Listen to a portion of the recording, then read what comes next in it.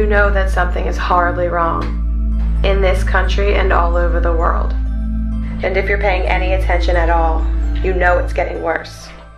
The privacy and freedoms you once took for granted have been taken from you without your permission. And in return, you've been given the false promise of safety. But safety from what? And from whom? The only real threat is coming from the people in power. Those who pretend that they're protecting you. More and more frequently, peaceful citizens are being beaten, tasered, and shot by police for the most trivial of offenses. And we stand by and watch. Soon enough it's forgotten about, and rarely is there any kind of punishment or retribution of any kind against the uniformed attackers. Some are even hailed as heroes for attacking these innocents. So it happens again and again, until it becomes normal for you to fear going a couple miles over the speed limit for fear of being brutalized.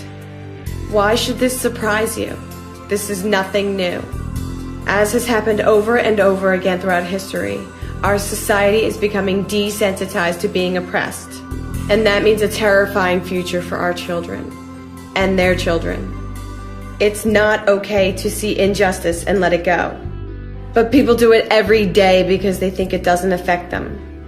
It does. Like a schoolyard bully who is allowed to terrorize and assault the other children, if that behavior is not addressed and immediately corrected, it will continue. So how do we correct it? First, we speak out when we see injustice happening. Call attention to it. Once the first person speaks up, others tend to follow suit. Be that first person. Make it clear that you will use whatever means necessary to protect the innocent. It's okay to push back. It's okay to be angry, and it's okay to be aggressive in defending not only your own rights, but the rights of others.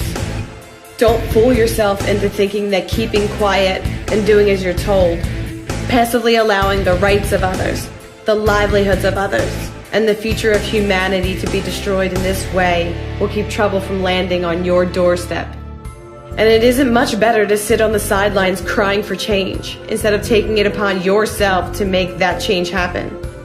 People have to pick their battles. The goal here is not martyrdom. But if you will never resist, if you are never willing to forcibly defend yourself or your fellow man, if you will never draw a line and say, "This I will not allow," then you have already lost.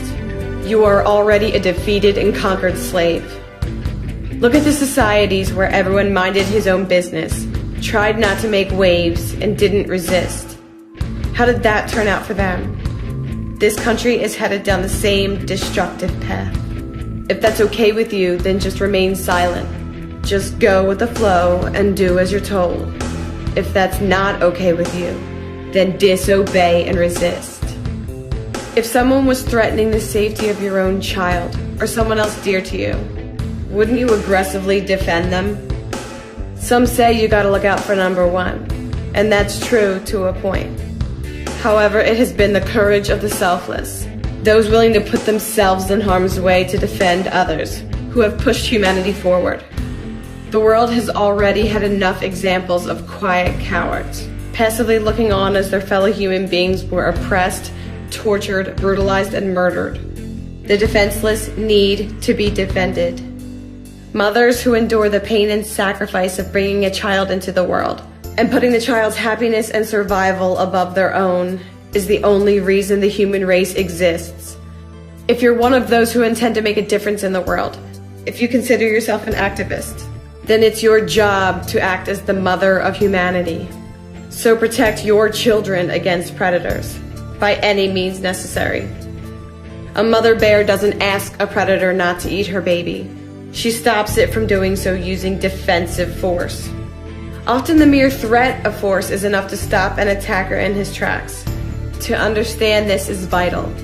This means it is possible to lead a non-violent resistance, simply by letting it be known that we will not stand by and let another person be harmed. In the wild, the predators pick out the weak of the herd because it's safe. The human predators treat the human herd the same way, targeting one person at a time as the rest of the flock stands idly by watching. It's high time the good people stopped allowing the weak and helpless to be picked off one at a time by parasites and predators. including the parasites and predators who wear badges and uniforms. If tomorrow you are the target of the power-happy thugs of the world, you will want more than anything for others to stand up with you, to protect you and defend you. But tomorrow you will not deserve to have anyone stand up for you if you do not stand up now for those whom the predators are victimizing today. It's time we dig our heels in and let it be known that we will not be beaten down. We will not stand by and watch. We will resist, and we will not give up.